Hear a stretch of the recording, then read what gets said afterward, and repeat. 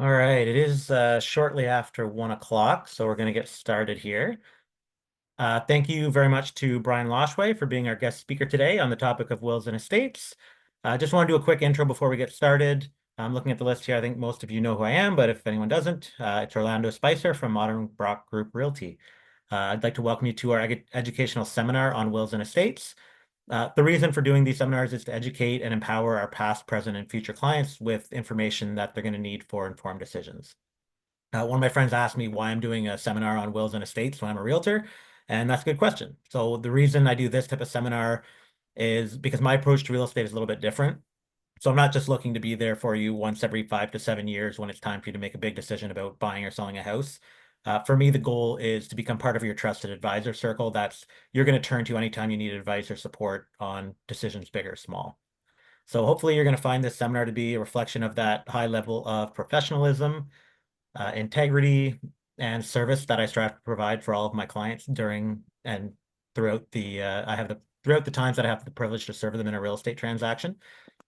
If you do know of anyone that could benefit from hearing the information that's going to be spoken about today, feel free to share this recording with them. I'm going to be sending that out at the end of the seminar, and you're welcome to share that with your circle.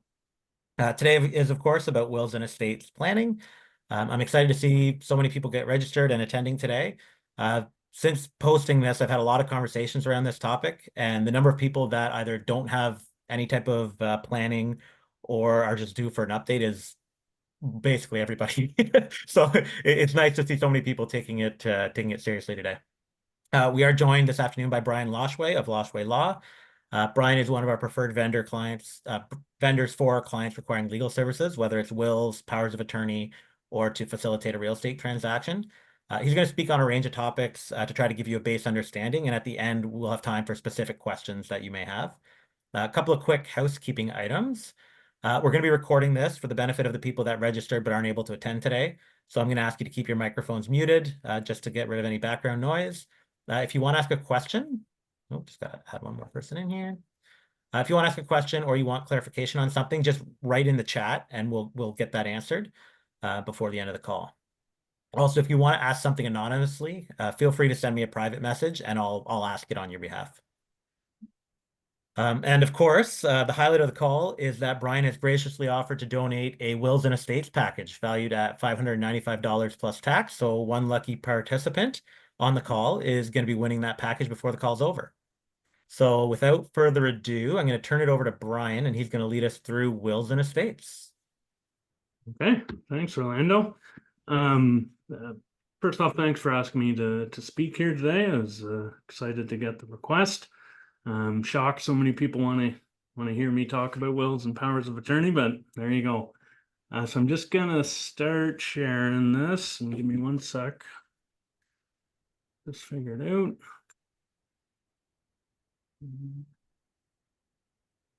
Okay, does that look okay? Looks good to me. Okay, guess I better get to the start of it though. All right. So this just the title slide, just a little bit about what we're going to talk about today. The basics of wills and powers of attorney. It's going to be a pretty quick, broad brush on both of those. Depending on an individual's circumstances, the issues can often branch into quite complicated and quite detailed subjects. So that is my information there for anyone looking to contact me if there's any questions whatsoever after the presentation. So we'll start fairly basic with what is a will. So a will is a document that's in writing that provides authority and instructions to deal with a person's property after death. So the one whose will it is we refer to as the testator. So I have in writing underlined. A lot of people think of a recording, an audio recording, a video recording will be followed, that their wishes will be followed if they just leave a video or something of that nature, or anything like that. So the Succession Law Reform Act stipulates that it must be a document in writing. So to be considered a valid will, It must meet the legal requirements in the Succession Law Reform Act, one of which is that it is in writing. The will must be dated and signed by the testator as well as two witnesses. Those two witnesses have to be physically present with the testator at the time of signing. So e-signing, witnessing over Zoom is not yet accepted when it comes to wills. Having there that initialing is good practice, so that's not required if the will is signed. What I mean by that is when we witness a will, we have the testator and the two witnesses initial every page of that will. The reason we do that is for fraud prevention in the future. If someone gets the original will, doesn't like what's in there, types up a new sheet of paper, removes one, slides it in.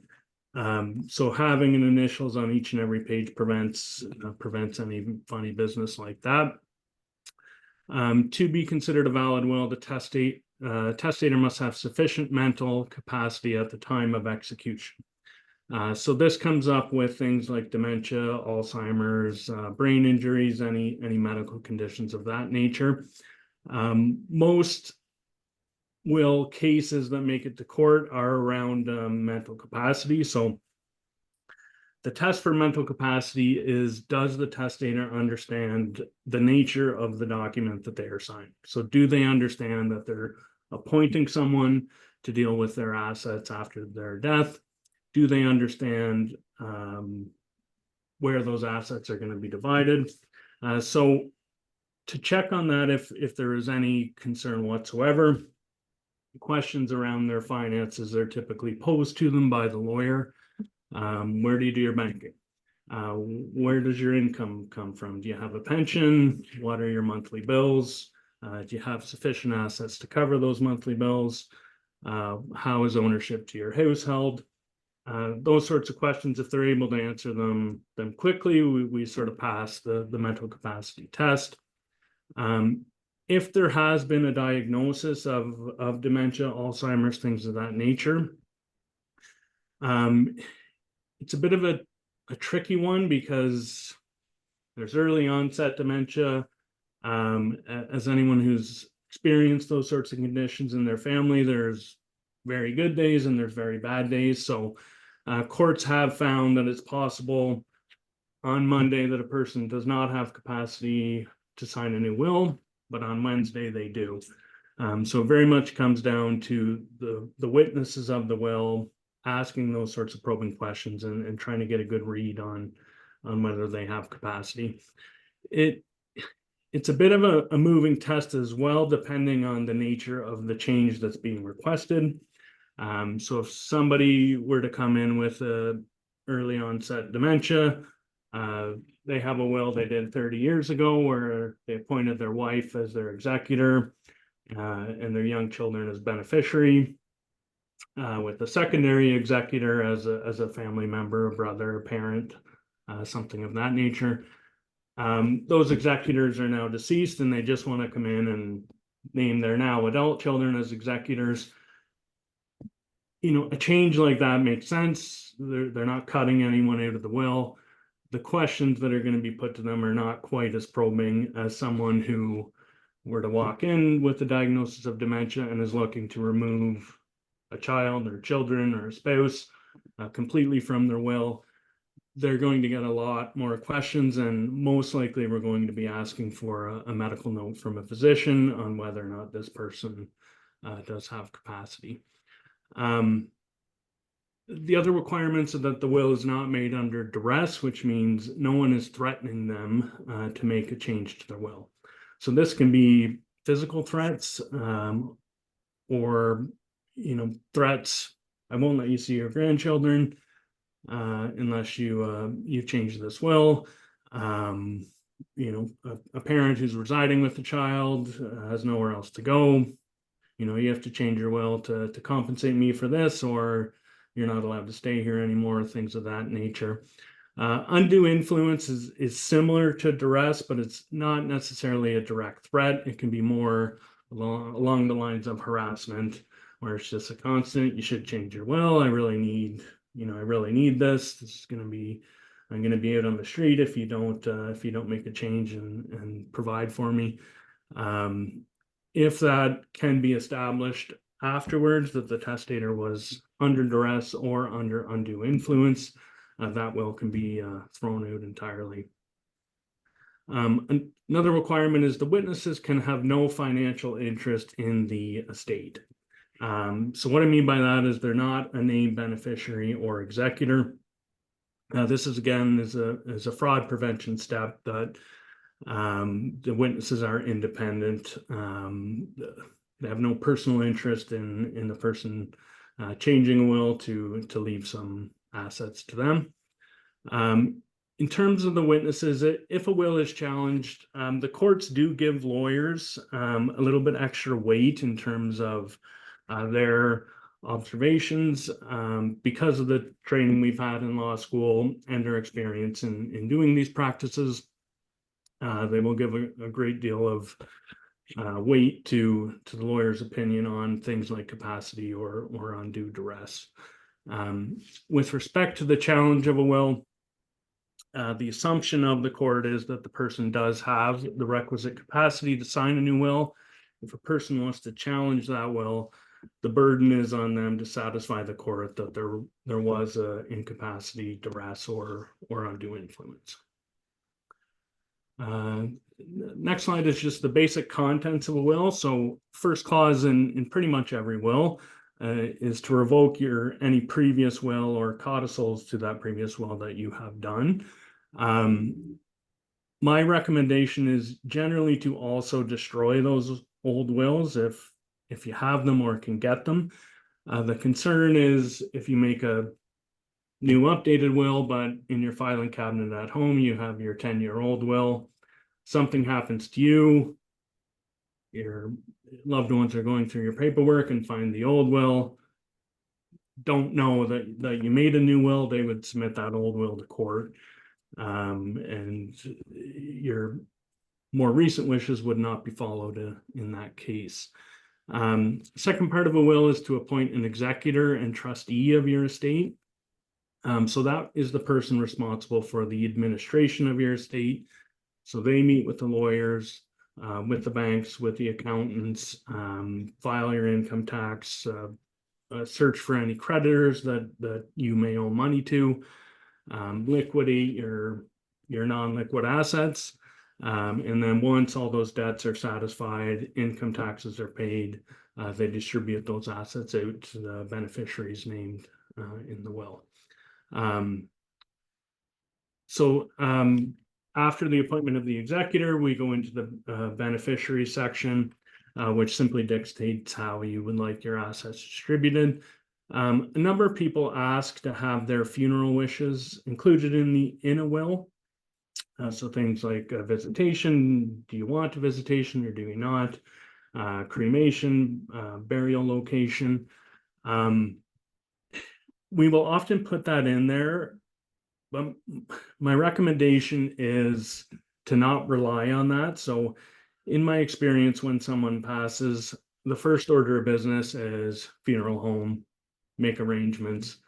Going to a lawyer's office to see what's in the will often comes well after that. So they make their arrangements, they come in and see the will, it says something completely different than what they have arranged. So in situations like that, it's usually recommended you pass those wishes on to whoever you name executor, or provide them a copy of the will ahead of time just so they're aware of what your wishes are. In terms of the other contents of the will, so after the beneficiary designation, there's about 5 or 6 pages in our will of clauses, most of which we will never need. They're in there just in case circumstances change down the road. I have examples in there. You purchase property in Europe or Florida. We have clauses in there that allow those properties to get dealt with. If you're in litigation at the time of your death, so whether you're suing someone or you're being sued, we have clauses in there that allow your executor to respond to those. And we'll go on to the next slide here. So considerations in choosing an executor. So the standard will that I do probably 60% of the time is a husband and wife uh, with children that come in and want to do wills. So typical practice with that is the spouse will name each other as executor, and the surviving spouse is to receive all assets. Um, if both are deceased, then the children would typically split that estate equally is the most common setup. The types of questions that I then put to people, which they sometimes haven't thought of, is who will be the backup executor to the spouse.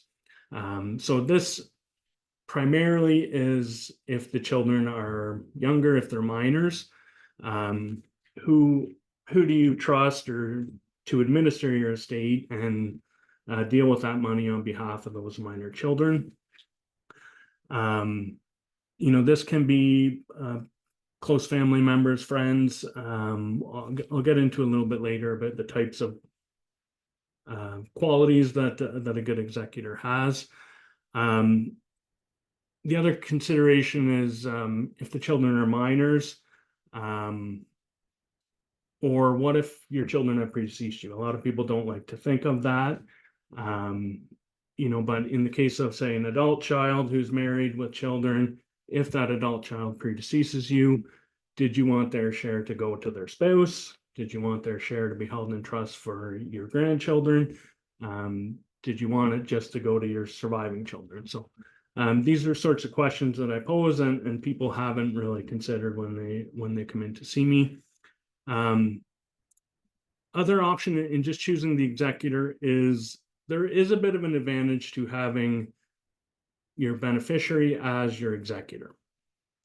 So an executor's legal duty is to administer the estate in good faith, and they are accountable to the beneficiary. So if we're in the real estate world here, if your executor sells $1 million home to their best friend for $400,000, the beneficiaries can bring a lawsuit against that executor saying, no, you mismanaged this estate, you shorted us $600,000. So in situations where, for example, there's two adult children that get along very well, communicate very well, there is an advantage to having those two children as your executor as well as your beneficiary, because in that case, then they're only accountable to themselves. So if they somehow mismanage the estate, it only comes out of their assets. That allows you to skip a couple of steps in the estate administration process, such as preparing a set of accounts, which is a listing of all the assets that were received by the estates, all the expenses of the estate. So for a non-beneficiary executor, they typically retain our office if we're doing the estate to prepare a spreadsheet of those items. That would then get sent to the beneficiaries to approve. If they refuse to approve it, then that then goes to court for a judge, where we ask a judge to approve it, and those beneficiaries get to go to court and explain why they think there was some mismanagement in that. Another consideration I have for an executor is their geographical location. So from a practical perspective, if you reside in the Brockville, Ontario area and you name an executor that lives in Vancouver, they're going to have to meet with your lawyer, with your accountant, with your bank. It can become a bit cumbersome when they are in another location. It's not impossible. It just takes a little longer and is a little bit more expensive to do. So it's one consideration. The other one I have there is the requirement to post a bond. So the rules in Ontario are that if your executor is not an Ontario resident, they're required to post a bond when they apply to be appointed as a trustee of your estate. Reason for that is if they take your assets and do not pay them out to the named beneficiaries, if they're an Ontario resident, our courts have jurisdiction to pursue them for that. If they are, for example, a US resident, Ontario courts don't have the jurisdiction to go and seize assets in Florida. So because of that, they require them to post a bond, which is similar to bail getting you to jail. It's an insurance policy that's purchased that if the executor takes off with the money, then that bond is going to be payable to the beneficiaries. Some other considerations are multiple executors. So a lot of people are concerned if they have multiple children, for example, they don't want to upset one by showing preference. So often, multiple children will be appointed. Just some things to consider there is their experience with financial matters and paperwork. Do the children get along and communicate well? If there's, disagreements and arguments that are happening before someone passes away, when money gets involved, those can only become worse. And, if there's a situation where there's two executors and they cannot agree on what happens to a house or a cottage, the only way to break that tie is to go to court and have a judge decide. Obviously, that is very expensive and time consuming and does not help repair the relationship of those children. There's also the consideration of naming a non-beneficiary or professional. So that is a bit dependent on the size of the estate. So if it's a very large estate, retaining a lawyer, an accountant, or a bank trust company to administer the estate, in terms of the proportion of the estate, is not a terrible idea. They're very experienced. They're very fast. They know what they're doing. Very unlikely to make any major mistakes in the administration of an estate. But if your estate is a little smaller, a little more nominal, in the $50,000-$100,000 range, the amount of money to pay, a lawyer or an accountant to go through those steps could be a significant portion of your assets. So again, just another thing to consider. I think I touched on hurting a children's feelings by naming one over the other. So again, we're going back to in the situation where there's minor children. So sort of the default is the executor and trustee of the estate will be the ones who hold money in trust for the children. It is required to be held until at least the age of 18. There is the option of naming a different trustee for the children's share if you choose to do so. But some of the questions that we would pose in those situations is how much discretion did you want to give to that trustee for the children's money?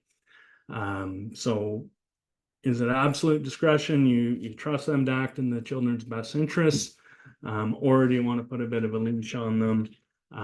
This money is only to be used for education, or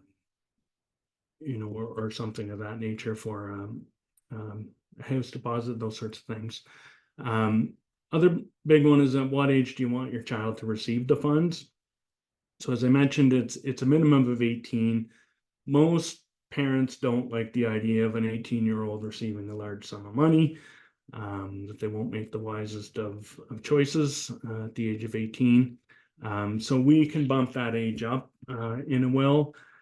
Common setup is half at 21, the remainder at 25. Lots of people like to go even higher than that. All of it's held in trust until 25. I've had people go up to 30 or 40, depending on the child. We can include directions to your executor as to what you want to happen with your family home or other assets like cottages. Do you want that house sold and the money invested for the children? Do you want that home preserved until your children are adults, in case one of those children want to reside there? Um, I'll get to this a little bit later, but is there any money to be set aside for the named guardian of the children? So that's a little bit different from the trustee. The guardian is the person who will raise the child, whose home they will live in, who will be responsible for their care. Um, I'll get back to that issue a little bit later. Um, so once we have our executor established, we then go on to the beneficiary uh, uh, designations and the bequests. So first type of bequest we do is a specific bequest. So that is a set dollar amount, $5,000, to my friend, to charity, or we can do a certain percentage. 5% of my estate is to go to so-and-so, 10% so-and-so. Pets is another big one we get a lot of questions on. So, people love their fur babies, so they want to make sure they end up with someone in particular. I had one person a number of years ago who wanted to make a provision that whoever agrees to care for their pets would receive $200,000 from their estate. I suggested there might be a rather large list of people looking to take those pets, so we had to work on that a little bit. Other specific items: family heirlooms, jewelry, engagement rings, wedding rings. Firearms is a big one because they can only be left to someone with the required license. The next one I put in, I get a surprising number of people asking me, if there's a situation where a family member no longer speaks to them, they heard somewhere that if you leave them $1 in the will, they cannot contest the will. That is wrong. I don't know where that came from, but I get it almost weekly from people. It's actually the opposite.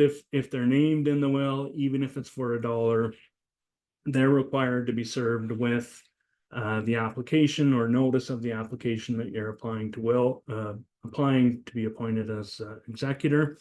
That can then trigger them to get involved. Whereas if you leave them out completely, they're not entitled to any notice.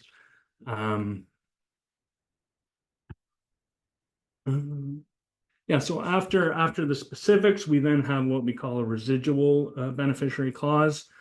So that's essentially everything that's left over after the specific bequests are followed. And just some considerations in terms of beneficiaries there. Again, it's location. So there are some jurisdictions where a beneficiary is required to pay an inheritance tax. Ontario is not one of them. Beneficiaries are not taxed on the assets they receive. But I have there Pennsylvania as an example. So if you have a child who lives in the Pennsylvania area, they're taxed 4.5%. If it's siblings, it's 12%. If it's a friend or another person, 15% of their inheritance can get taxed. So there's some discussions to be had about ways around that. Trusts is one option where they don't necessarily receive their money in name. It's placed in trust for them.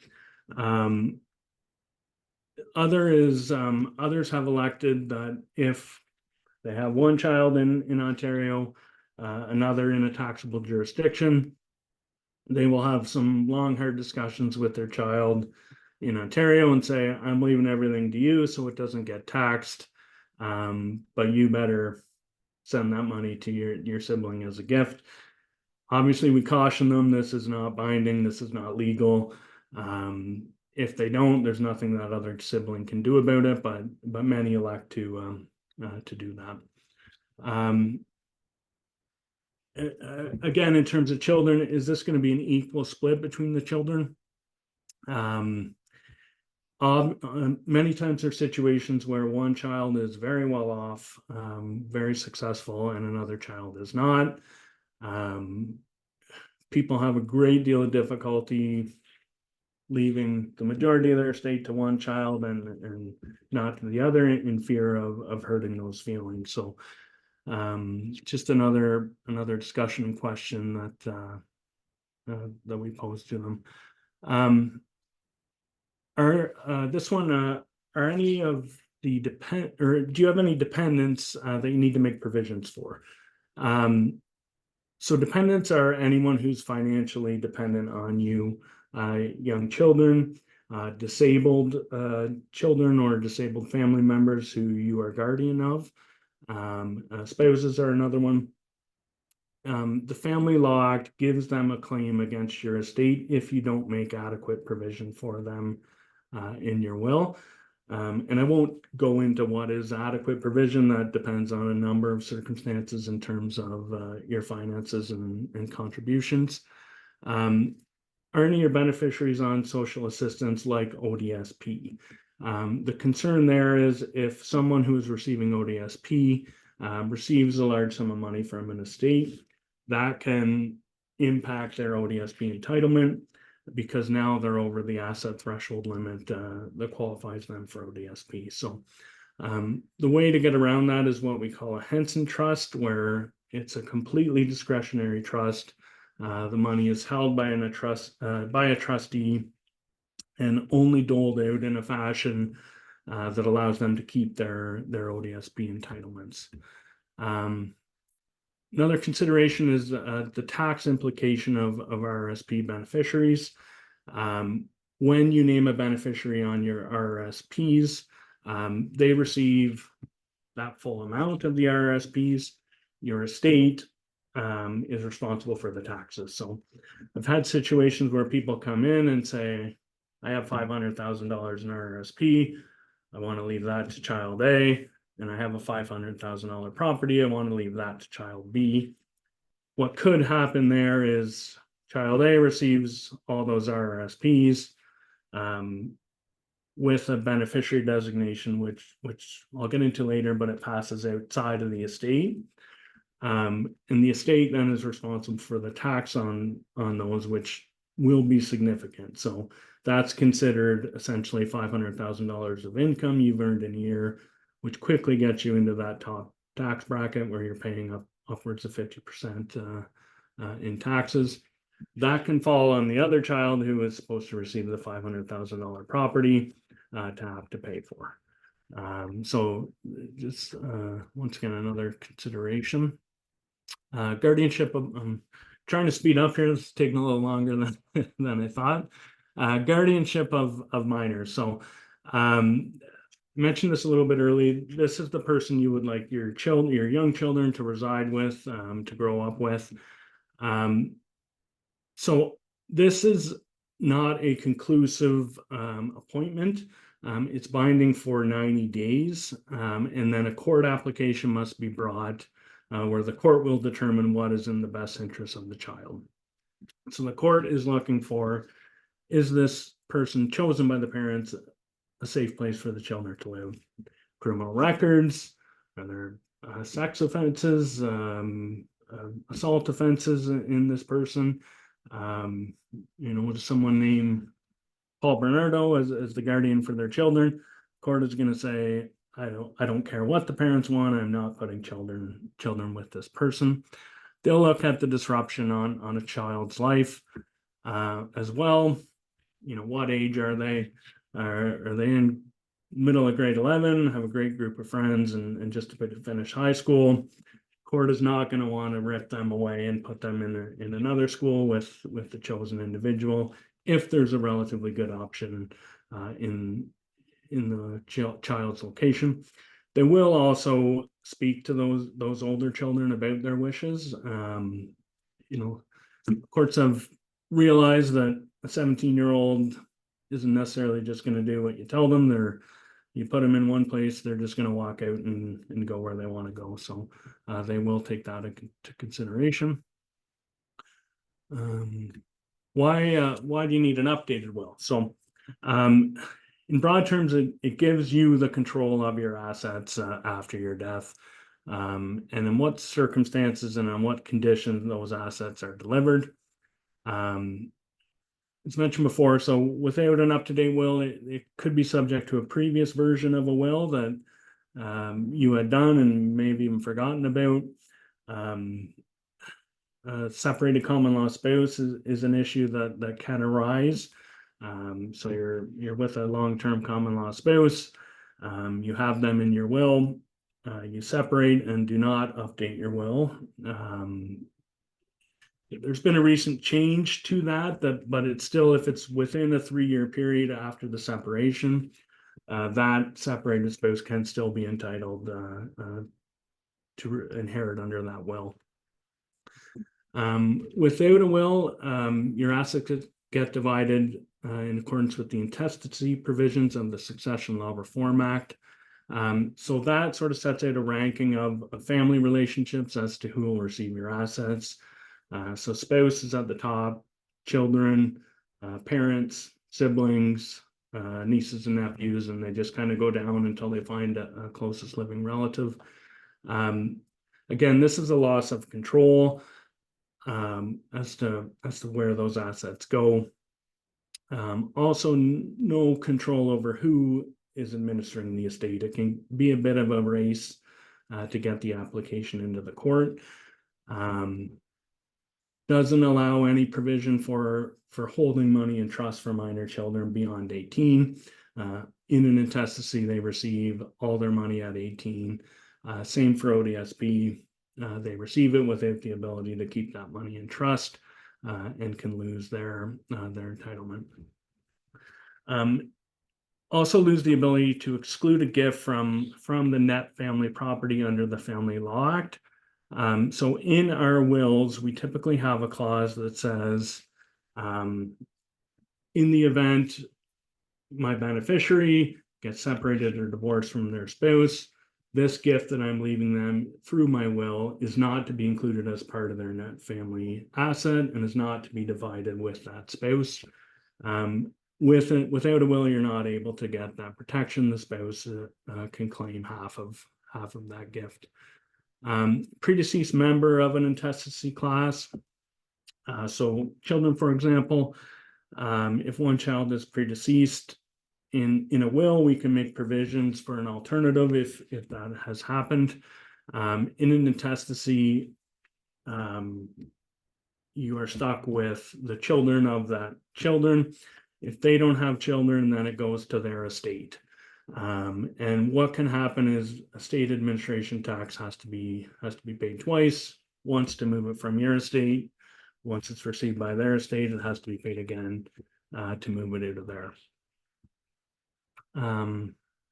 And just overall, the process of getting appointed as a trustee in an intestacy is extremely stressful, much more expensive, double or more, and takes significantly longer. So, the potential savings of not getting a will, you're going to lose all that in terms of the additional costs to administer your estate. So just some comments on real estate and wills. So with property, there is the option to own joint property either as a tenancy in common or a joint ownership. So when a property is owned as a joint tenancy, which is the joint ownership, it has an automatic right of survivorship where it will pass to the surviving owner, regardless of what's in your will. The benefit of that is it's not subject to a state administration tax. That person receives that without it being subject to the tax. That is not the case in a tenancy in common. Your share is dealt with through your estate and is subject to estate tax in those cases. In a will, you can provide direction to your trustee on how you want your property handled. Can they rent it out and earn income from it? Do you want it sold immediately? Do you want it preserved for your beneficiaries? Right of first refusal is something we do a fair bit as well. That's if you want to provide one child the option to purchase property. Typically, we see this with farms where one child is in the farming business and others are not. They want that child to have the option to purchase that farm at typically a decreased price, in order to keep the farm in the family. I'll skip over a few of these just for time's sake. Holograph will, that is technically legal and acceptable. It is a will that is entirely in the handwriting of the deceased, and also signed by and dated by the deceased. We don't see many of them. They can be acceptable, but the cases around them most are not accepted because they're missing critical pieces. A lot of difficulty in proving capacity. Typically, holograph wills are done on a deathbed, where capacity can be a real question. And they're very easily challenged, and not much information or evidence surrounding them. Secondary will, I'll go through this very quickly. So this is a situation where we would draft two separate wills, what we call a primary will, which is your estate assets, and a secondary will, which is to deal with assets that we do not need to probate. We do not need to get probate to deal with. So typically that is corporations. There's no requirement to obtain a probate to deal with corporate assets. So just as an example there, if a situation where a person holds property investments in a corporation that are worth $2 million, their other assets, liquid assets are $500,000. Doing a parallel will to deal with those corporate assets would result in a savings of about $30,000 in estate tax. So important if there is a corporation that we have that discussion. First dealing exemption. So 2008, 2009 in this jurisdiction, the province came through and converted every piece of property from a registry system, which was our old handwritten, hand-signed deed that you take up to the registry office and get stamped. They converted that to electronic land titles. So the rule for real estate is if it must be probated to transfer real estate unless it's the first dealing with the property since that conversion happened in 2008, 2009. So if it is a property of significant value that's been in the family for a long time, we will consider doing a parallel will for just the property itself, so that we can avoid the tax on that.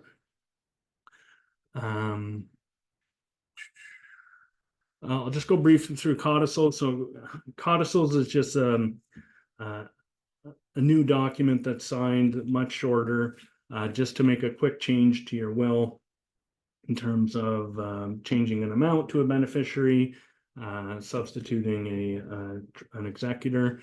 My practice is typically to avoid those, particularly if I did your initial will. I already have it on my system, so it's just as easy to pull up the old will and make those changes on there. But they are allowed and are legal.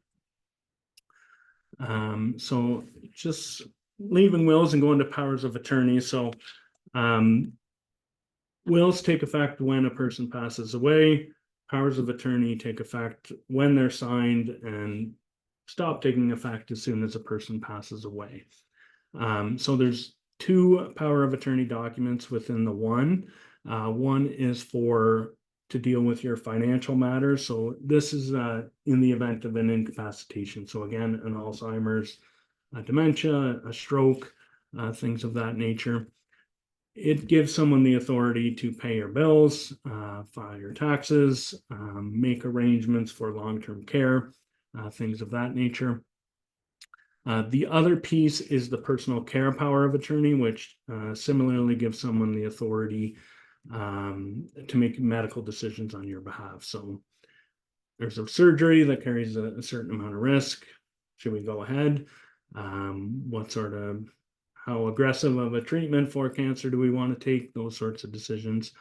It can include a living will statement, which is a person's wishes in terms of their care if there's no reasonable expectation of their recovery. Do they want to be kept alive by artificial means, heroic measures, that sort of thing, or do they not want that to happen? As of this time, a power of attorney cannot arrange for assisted dying on behalf of another person. That has to be done by the person while they still have capacity. Mhm. So on a power of attorney, you can have it completely wide open. It can take effect the second you sign it. The person you've appointed can act on it right away, or you can include conditions and restrictions. The typical one that is included is incapacity. So it only takes effect upon the finding of incapacitation. There are some further questions to that. Well, who decides that incapacitation? Do you need a formal certified capacity assessor to complete that? Or is a physician's opinion sufficient? Um, in terms of who you appoint, there's options. You can appoint a single person. You can appoint multiple people jointly. So all of them would need to sign in order to take effect. There is also an option of a joint and several appointment, which is multiple people, but any combination of those people can make a decision on your behalf. Again, that's a bit of a practical benefit where one child is free Monday, they can go meet with the bank. Another child is free on Friday, and they can go meet with the lawyer.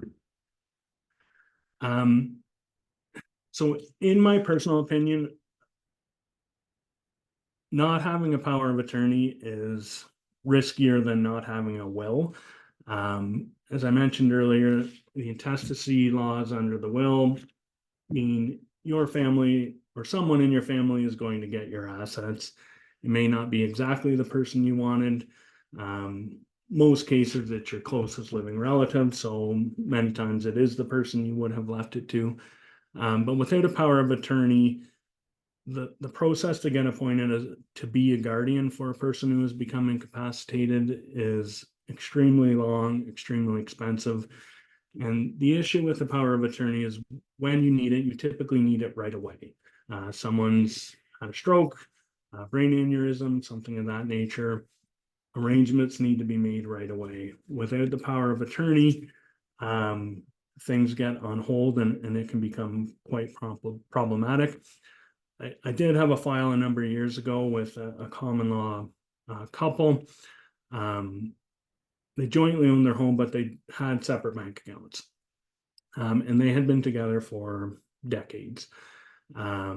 One of them had a medical emergency, which resulted in significant brain damage that left them unable to speak. In order for that spouse then to access her funds to pay for her care, he had to bring a court application to be appointed guardian. This requires you to get a certified capacity assessor to assess the person. Those at that time were $2,500. This was 10 years ago, so I imagine they're much more now. You have to serve the office of the public guardian with a plan on how you're going to manage the estate. That has to be reported annually to them to make on what assets were spent and on what. The process took over 3 months and was over $5,000 to get appointed, and was extremely stressful on the common law spouse. This is in contrast to a power of attorney, which when you combine it with a will is a few $100s. So beyond just the cost savings, it's the reduction of stress for that person in the event someone becomes incapacitated.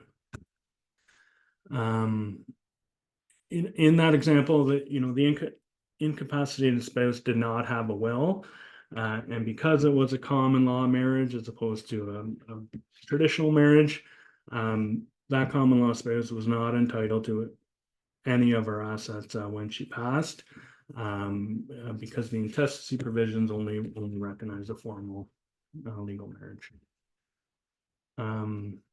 So power of attorneys in real estate matters. So as I mentioned, a power of attorney can be effective right away and deal with any matter. There's also the option of what are called limited powers of attorney. So those are situations in where someone has a house listed for sale. They are going overseas for a number of months.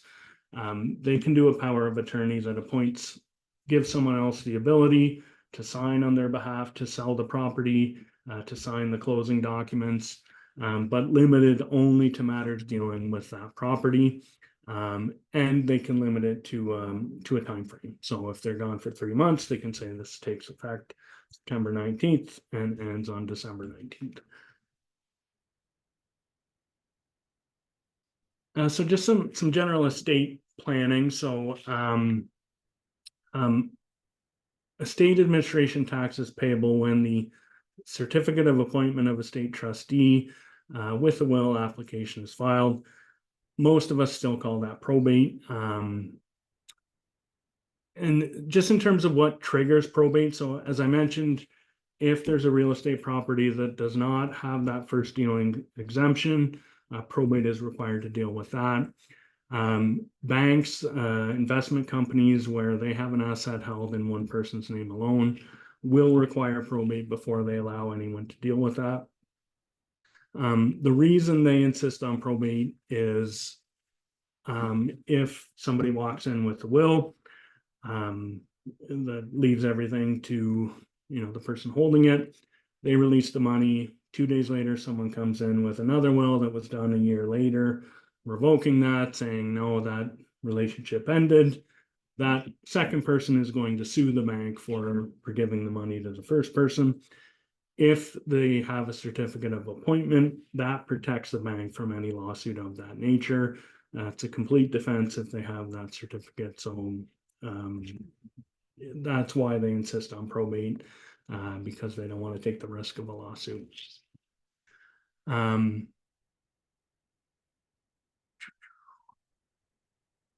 So just some ways to avoid and minimize estate administration tax. As I touched on before, joint tenancy in real estate will pass automatically to the remaining joint tenants that does not flow through the estate and is not subject to estate administration tax. Same idea for bank accounts. If you're joint with a spouse, it passes automatically to that spouse. I do get many questions about putting children on bank accounts joint to try and save some estate administration tax. That will save estate administration tax, but there are some additional risks to consider. Does that child have debts? Are they in a occupation where they might get sued or could be subject to lawsuits? If so, if they owe somebody money, their name is now on your bank account. That's now an asset of theirs that person can go after.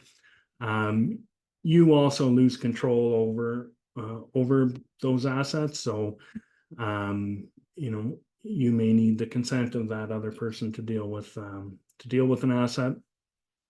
Theft. So, your child may be your best friend now, but 5-10 years, things could go wrong. Relationship falls apart. They're on that bank account. They can empty it out if they want, and the bank will not blink an eye at it. In terms of property, again, there's a bit of a loss of control. Any owner on a property can bring a partition and sale application, which forces that property to be sold. So, state administration tax, it's a sliding scale. It's around 2 to 3% in most cases. So for the sake of saving that 2%, you want to be cognizant of these risks. With married couple, ultimately the goal is to avoid the probate process altogether if possible. So that's done with these joint ownership options.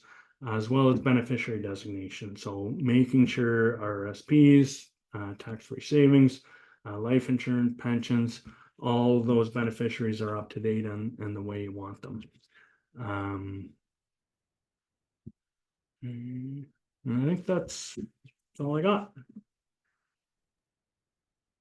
That's a lot of information. Thank Yeah. you so much.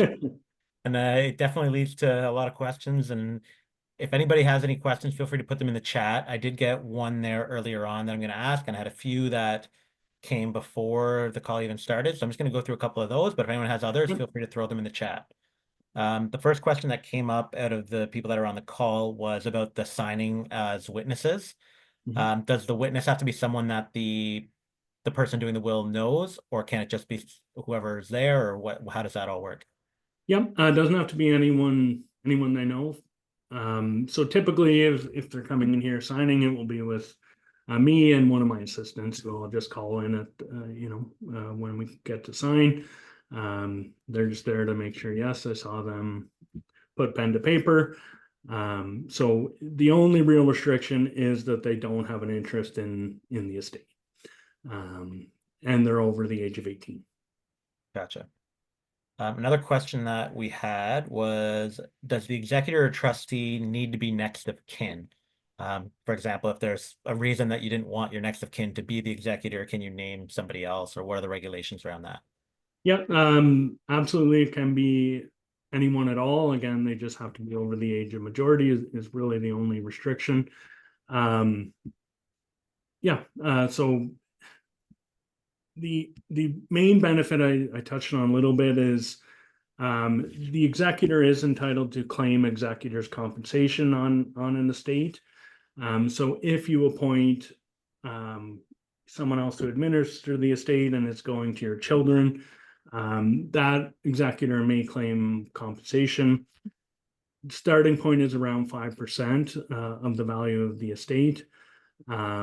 Depending on the complexity of the estate, they can seek more.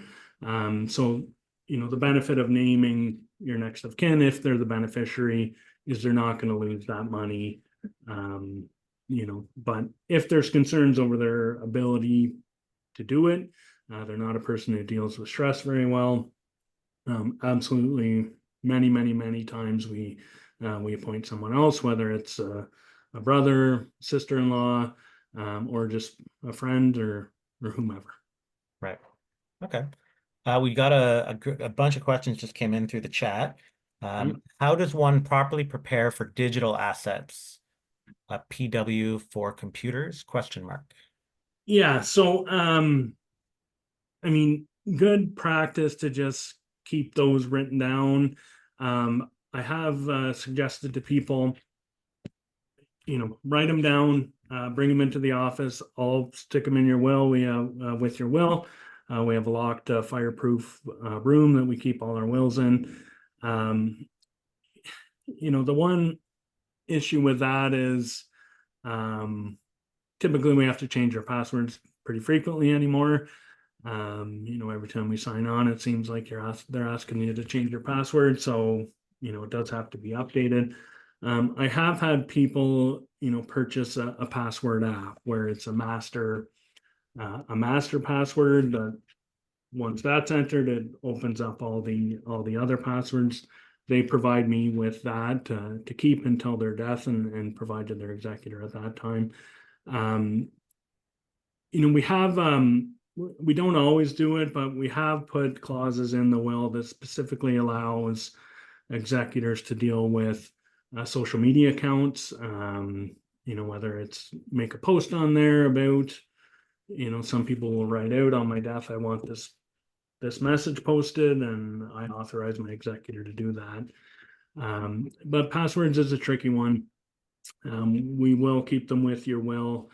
Um, but again, we have had some issues where, it happens and the passwords changed. In those, as long as we have the email password, we can typically recover those through the recovery process. But Right. Okay. The next question, with adult stepchildren, what should the partner do that isn't the biological parent, or what considerations would there be? yeah, so the standard wording, if I want everything divided equally between my children, does not include stepchildren unless they have been legally adopted. So considerations are: do you want those stepchildren to have a share in your estate? If so, rather than do what we call a class gift, where things are divided equally between the children, we will just specifically name the residue of my estate is to be divided between Jane Doe, John Doe, and just list the names. Some people will do a specific amount for them rather than part of the residue of the estate. So they want to leave them a little bit, but not as much as their biological child. So that can be a set dollar figure, or it can be 10% to stepchild one, 10% to stepchild two, and the remaining 80% is divided between my own biological children. So there's really no restriction. So however you would want those assets to be divided upon your death. The one possibility is if they are found to be dependent on you. So they're young children, possibly their other parent is deceased, and you're essentially raising them. If you don't leave adequate provision for them, they may have a claim under the Family Law Act to essentially child support, for their maintenance and that sort of thing. Okay. Next one. Is it possible to name your spouse, this would be your plan A, as beneficiary for the entire estate, and then have a backup allocation of bequests, plan B, if your spouse is no longer alive? Absolutely. I mean, that's strongly recommended that we do that. So backup beneficiary, but also a backup executor if that spouse has predeceased. So if there's a spouse and children, obviously the children are the logical backup. But if there's no children, it can be, again, any way you want, we can likely do that. So, if it's your siblings, your deceased spouse's siblings, you want to include stepchildren, as mentioned. One of the other things we didn't really touch on is, it can go fairly, I may have touched on it a bit, but if you have a backup as children, okay, well, what happens if those children predecease you? Do they have children surviving them? So it can get at some point you kind of have to rein it in and say, it's going to take a lot for these 6 people to predecease me. And if 3 of them predecease me, then I'll come back in and see you, and we'll make some changes at that point. So you can sort of just go on and on and on if you get too far into it. Right. Okay, this one's a real estate related one. Is it better to gift a home to your child before you pass away, or leave it in the will to that person? I mean, classic lawyer answer, but it depends. If you're ready for them to have it right now and you're prepared to give up full control, then gift is probably the better way to go in terms of financial. So that would just mean you don't have to go through the probate process and don't have to include that asset in it, and you're not paying that estate administration tax on it. Some additional considerations though that come up if it's your primary residence, and you're saying I want to avoid this estate administration tax, let's put it in the name of my child, and it's not their primary residence, then all of a sudden they start to accrue capital gains tax on that property. So capital gains tax is significantly more than estate administration tax in most cases. So that's a big one. So we have done that in situations where, I've got a terminal cancer diagnosis. They've given me 3 weeks to live. I don't want my children to have to probate. Okay, let's go ahead and get that transferred. Not a big capital gains concern if we're looking at 3 weeks versus 20 years. Right. Okay, there was some clarification on that one that the person lives in this home now and pays rent to the owner. So I'm not sure if that Okay. changes some considerations, but Yeah, I mean, the only one would be the loss of control, right? So, are you going to need that asset for your care down the road? If you're comfortable, you have enough other assets, we can certainly do that. Other option is just rather than give it to them outright, put them on as a joint tenant, which has that right of survivorship. So you then preserve at least some interest in the property. Um, that if it's not your principal residence, um, and that person, if, I think she said a child, but if they're renting it from you, doing that transfer now, doesn't affect capital gains tax for them, but it does trigger capital gains tax for you because that's a disposition of the property. So if you've owned that for 30 years, all of a sudden you're getting a pretty large tax bill next year.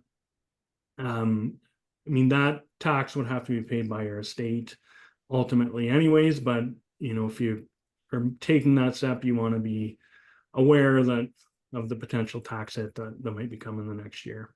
I think what I'm hearing on in a bunch of these answers is that there's a basic answer, but usually it means come talk to me. Let's give me the full picture Yeah. of your life, your scenario, and I can tell you what makes sense after a little bit of due diligence. Is kind of what I I'm said hearing for a lot of these. classic lawyer answer is it depends. Yeah. Oh, we just got another one here came in. Would you recommend best practice when feasible to transfer any assets, for example, money items, anything tangible, to those you would like to see take ownership while you are still alive to avoid the taxes and any red tape related headaches? Yeah, so I mean, same sort of idea. As long as you're comfortable, you're not going to need those assets for your own care and maintenance. Um, and once it's gone, right? So you transfer something, all of a sudden that person stops talking to you, does something you don't like. If it's in a will, you can change it. If it's given to them, it's already gone. Um, but I mean, absolutely that can be done. In terms of, items, household items, personal items, um, the again, the state administration tax is pretty low. So unless it's something of significant value, artwork, very expensive jewelry, you're really not saving that much by taking those steps. One thing I didn't mention as well with those personal items is we will often do a provision in a will that just says essentially I can make a list titled list of personal effects. I can list out the items and who I want to receive them upon my death. That just avoids having to do a 25-page will with 75 items listed, and avoids you change your mind a month later, someone passes away. Okay, now I got to go in and change my will again to leave it to this person instead of this person. Those clauses are, it's a bit of a gray area of how enforceable they would be. I always say if you do that, sign it, date it, and have it witnessed. Whether or not they do that, it typically the value of those items that we're talking about isn't enough to justify someone launching a lawsuit, paying a lawyer a $10,000, $15,000 retainer to argue about who gets the air fryer. See in the background. Okay. So I mean, there's sort of the legal. Is it 100% bulletproof legally? Probably not. But from the practical side, is anyone gonna challenge it? In the vast majority of cases, it's family who gets along. She wanted you to have this great, Right. no questions asked after that. So. All right. I've got two more here. One is is original art going to be taxable for the recipient after you die? Not for the recipient, but it will be subject to a state administration tax. So, with something like that, we would be telling the executor, find an art, certified art appraiser, get us a value of this Monet or whatever it might be. When we calculate the estate administration tax, we would have to include that. So that may be a good example of something that would be cost-wise a good idea to give to someone before you pass away. Okay. And the last question, this one came in before the call. How do we set up trust accounts for our children that are probate and asset protected? Yeah, so there's two types of trust. There's the testamentary trust that I talked about a little bit. Then there's a living trust. So that involves just a trust agreement that's signed with certain terms and conditions. So how much money is going in, who's the trustee for that money, what sort of discretion they have in terms of investments. So it can absolutely be done. There would be no estate administration tax because it's already established in a separate trust. Same for creditors; they wouldn't necessarily be able to touch that. Downside are, you need to be certain you have enough assets to set that money aside, and again, you're not going to need it down the road. Trusts are also required to file tax returns each year, so it's just another step that trustee has to do. Typically, if it's someone with enough assets to take enough money to set aside in a trust, that trust is going to be paying income tax at a lower amount than the person would, so there can be a tax savings there. I don't personally do a lot of those. We, in Prescott, we don't have many multimillionaires coming in. So, I mean, depending on the complexity, that might be one I would refer to a trust specialist or a tax specialist for some more advice. That makes sense. All right, I think that's exhausted our questions. So I guess we've made it to the end of the seminar, which means we're going to do a random draw for the winner. Let me see here. Brenda, are you active on the call at the moment? Yes, I'm here. I just have to, am I going to be able to share my screen? We're about to find out. So Okay. Brenda's got one of those rotating wheels. So this is going to be Okay. completely random, and we're just going to find out who wins. And I see some positive feedback for you there, Bryan. That was great, very informative. Thank you. So hopefully you're getting some positive reinforcement there. Like, we really appreciate that you took the time to do this for us. Okay, can you see the wheel? Got her. Sorry? Yes, we can. Okay, I'm gonna do the spin then. All right, let's see who wins the package.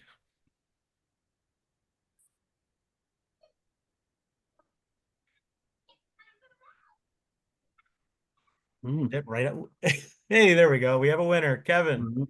So Kevin will shoot you an email and get you in contact with Bryan to get started on that package. Congratulations.